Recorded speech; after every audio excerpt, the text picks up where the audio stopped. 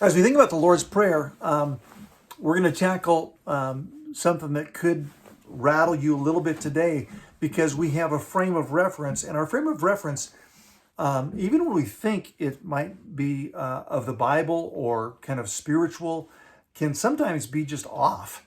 So we're looking at the Lord's Prayer. Our Father, in the Luke version leaves this out, but the Matthew chapter 6 version has it in there in the Lord's Prayer. Our Father in heaven, hallowed be your name, your kingdom come. We're looking at those phrases up close and personal this week. Ouranos is the word for heaven. And it's most often a plural, not a singular. Our Father in the heavens is, the translators leave off the plural aspect of it. Our Father in heaven. We tend to think of that as a place where God's at. A destination. And we tend to think of it as a place that we go after we die. The Bible never really says that. Yeah, that might take you by surprise, shock you a little bit, but it doesn't say that. The word Ouranos, heaven, Jesus used frequently, and in Jesus' mind, in the Greek's mind, in the culture's mind, as it was being used, was really the skies, and the higher realms, not earth, something above earth, something beyond earth.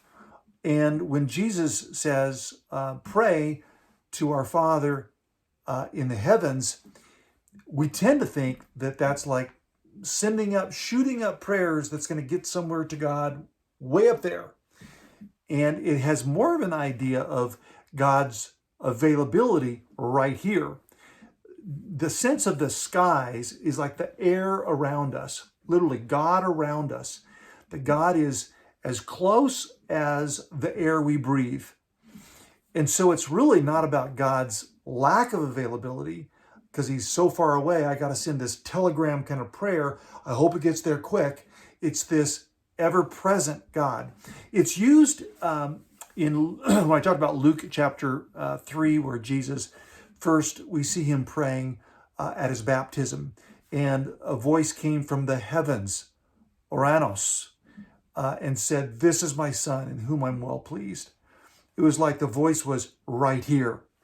That's more the feel that Jesus has. Even when, and a beautiful place for this that we see the Apostle Paul using Ouranos is in Ephesians chapter 2, that we are seated in the heavens with Jesus. In other words, we're with him. We're positionally with him in the heavens, in a spiritual place beyond here. It's that we are available, and that availability is now. In Ephesians, when Paul says we're seated in the heavens, it's not a future place we're going to be. It's a current place we are. So really, it's about God's availability to us.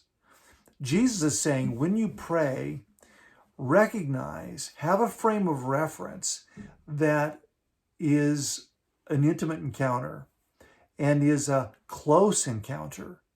It's not a detached encounter, it's a close encounter. It's God's availability to us. The first, Father, is God's affection for us. The second, this idea of heaven, is God's availability for us. Big difference. When we begin to pray this way, we stop praying with this notion that God is somewhere else, and we start praying with this awareness that God is right here. God is with us. When Jesus says, "I'll never leave you or forsake you," it's this idea that he's in the space around us. All we have to do is reach out and take in his availability. Oh, that changes my perception of not just how I talk to God, but his availability, that I can talk to him anywhere, anytime. God is available. God is affectionate. Jesus, by his prayer, the first chunk of the prayer, the first four things, is he's seeking to change our orientation to prayer. Indeed, our orientation to God himself. Lord Jesus, thank you. Thank you for modeling a life habituated by prayer, that you lived under the awareness of the affection of the Father. You lived under the influence of God's presence and his availability. Lord Jesus, empower me by your Spirit to be aware that I'm always in your presence. If you're with me, if you're around me, if you fill the space around me, I'm always there. I'm always there, but I'm very often out of awareness that you are with me.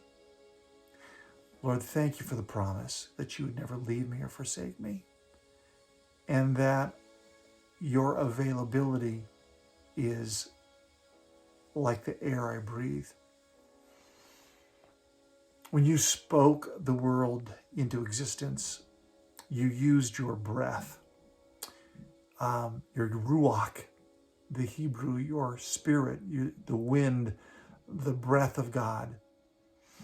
Lord Jesus, as I breathe, let me breathe in a deepening awareness that you're with me, that you are available. Lord, meet my needs. Lord, arrest any anxiety in our heart today by your presence. Lord, enable us to surrender to you what we are burdened with today. We give you this day because you are with us. I will see you tomorrow.